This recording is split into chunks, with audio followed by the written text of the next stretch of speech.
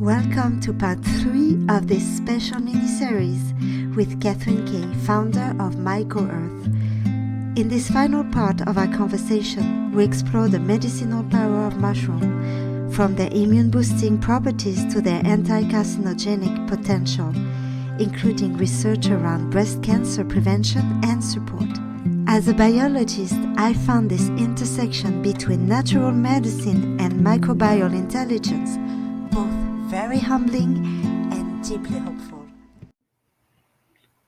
I'm going to switch gears and talk about medicine for a little bit, if we can.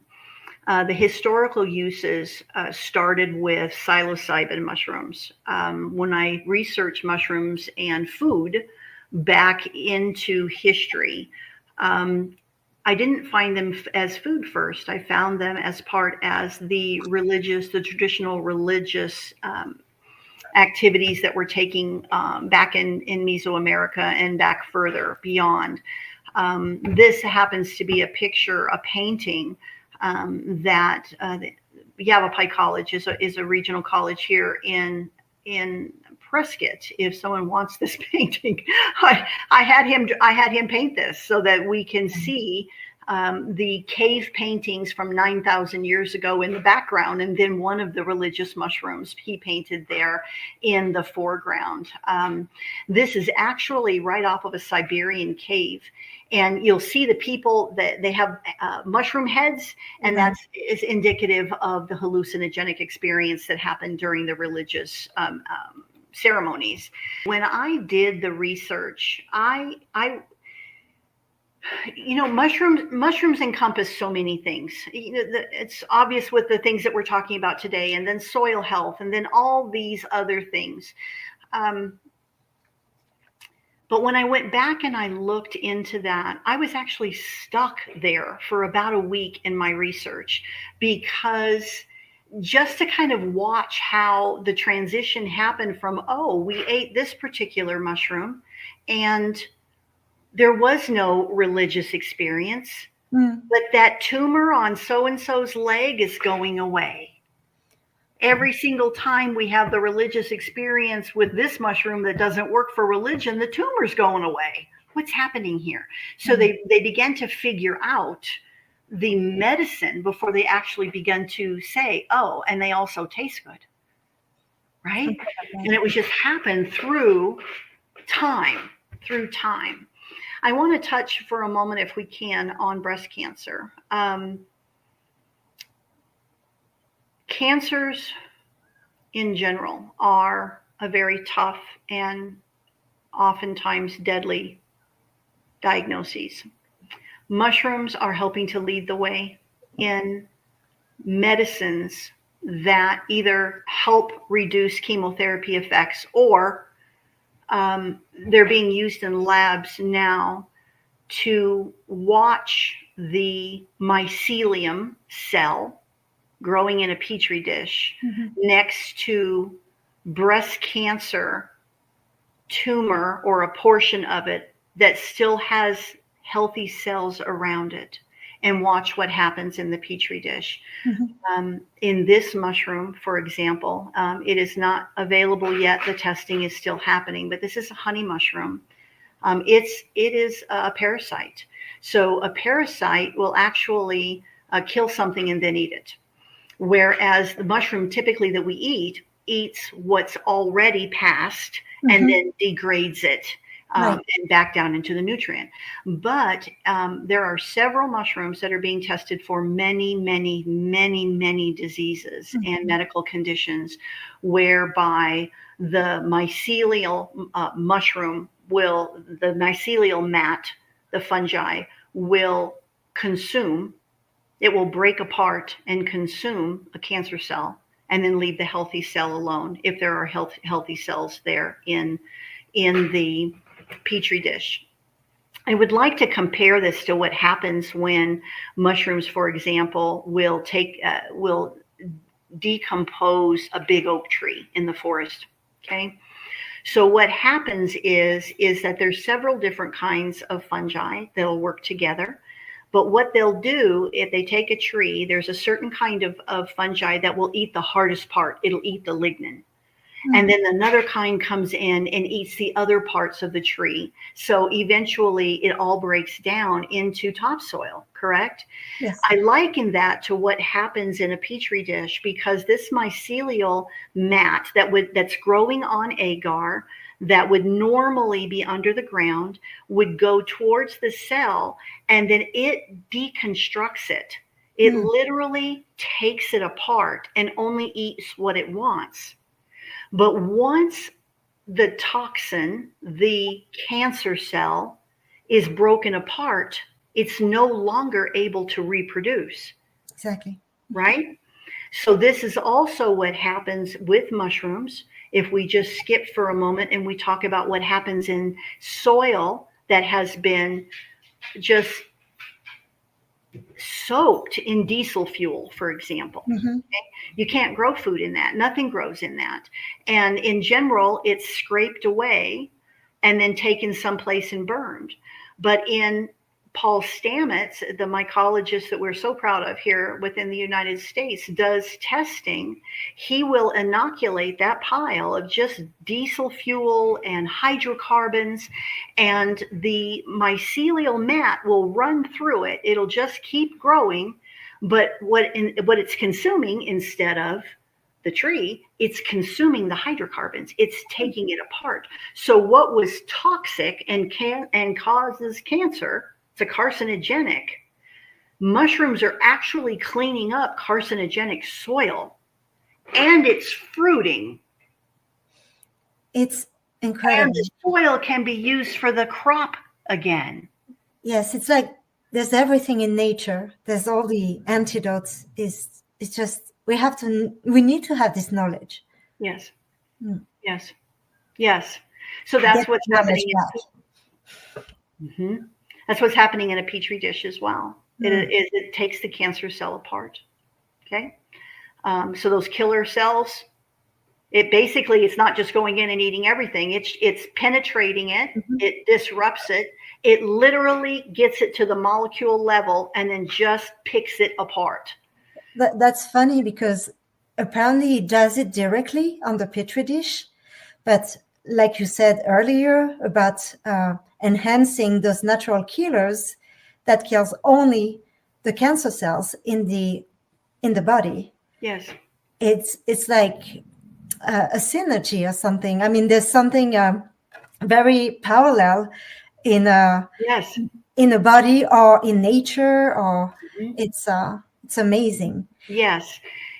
And I don't know how exactly the correlation happens, but in my mind, if I know that whatever it is that takes on a mushroom, may it be the soil or human body or the mushroom that's in a horse medicine, for example, there are nutritional supplements for horses that are mushrooms. And specific ones. So if you're a horse owner, don't let them just eat anything. But my point here is that the breaking apart of the cells, and then the other action of boosting up the immune system. So it seems to me like they're doing the two things at the same time. That's amazing to me. I'm so grateful. And just before, I saw that so 1 out of 8 women in the US would have breast cancer, but I saw that there was also another percentage that was interesting for you to comment. Yes, thank you for mentioning that. My mama had breast cancer, and when I would go to the oncologist with her, you would see a man with a woman, and they were a couple, and you would assume that they're there for her, right? Women get breast cancer, right? And then there were a few times where I just saw a man. And so I asked the doctor, I see men in here by themselves. And he said, yes. And I said, men get breast cancer. And he said, they do, for exactly the same reason that women get breast cancer. He said it's an estrogen overload in the body. And we're seeing, so he says that your human body makes estrogen and progesterone, right? Both men and women. But our bodies are accepting into our estrogen receptor cells chemicals that look like estrogen. I'm very familiar with the problem on farms with. This makes me sad. I'm so sorry. With pesticides, the molecule is so close to an estrogen molecule that your body will take it.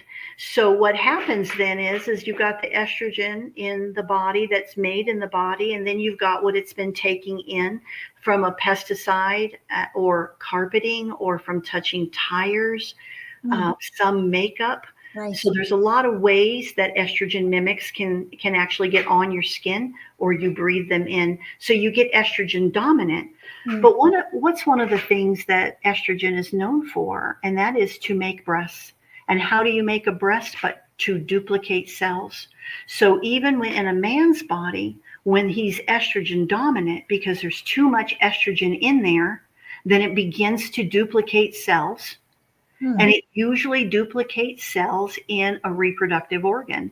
So in men, it also happens with testicular cancer, for example, with women, ovarian cancer. And I've just used breast cancer here as an example because what that doctor said to me just shocked me because I wasn't there in my mind yet, right? And then he actually said to me, don't assume if a man is here with his wife that they're there for her. He said, because there are times that wives come in with their husbands who have breast cancer. And this is how it happens. That is very sad. It's very sad. Very, very sad. And science is making great headways. And I'm so grateful that they're using items in nature. Mushrooms are very popular in science to be able to make things happen because there's a history there with making the pharmaceutical medications that combat a situation, that combat a problem, that kill a cancer cell, that rebuilds a nerve cell, which they used to think couldn't happen, right? So polysaccharides and being antimicrobial is so important when it comes to the mushrooms that are used to make medicine or what happens in the body when you eat them. Polysaccharides are usually a chain of 3 sugars, but the ones that come from mushrooms that make them immune system straightening, because that's just the terminology and what I see in my mind, that it just helps bring it back to okay. It's actually 4 molecules that are bonded together, which is unusual. It's interesting that fungi can also be antimicrobial, which we see with penicillium, making penicillin, right? So this is an entire 2-hour explanation right here. But what I can tell you is that polysaccharides from mushrooms are a carbohydrate that your body goes more, please. Thank you, please. Thank you. And science is using to make medications to kill infections. Thank you for allowing me to share with you today. That is all I have for you today. Kathryn, that's me. I thank you so much for such the richness of all your knowledge. Is just mind-blowing. It's just amazing. I just love it. I love to learn more and more. And also I found it so beautiful that your work with mushrooms and we see that later, and the soil mirrors, what happens in my own kitchen with my gluten-free sourdough bread.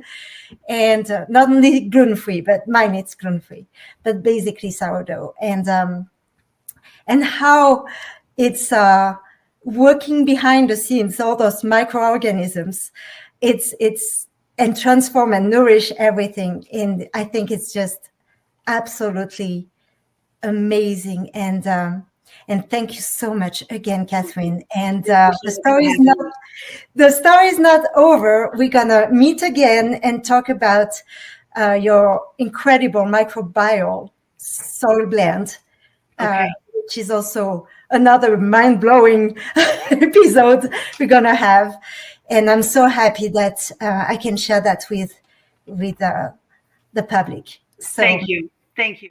this brings us to the end of our 3-part conversation with Kathryn Kay, and what an incredible journey through the world of fungi it has been. I'll be posting the full video in the next few days if you'd like to revisit everything in one place.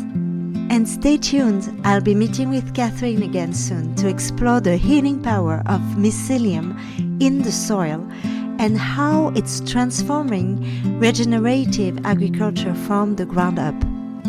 If you'd like to connect with Kathryn or learn more about her work with MycoEarth, you'll find all of her links and contact information in the description below. Thank you so much for watching, and let's keep growing together. And if you enjoyed this video and don't want to miss what's coming next, please like, leave a comment and subscribe to this channel. It really helps the message grow, and I'd love to have you here for what's next.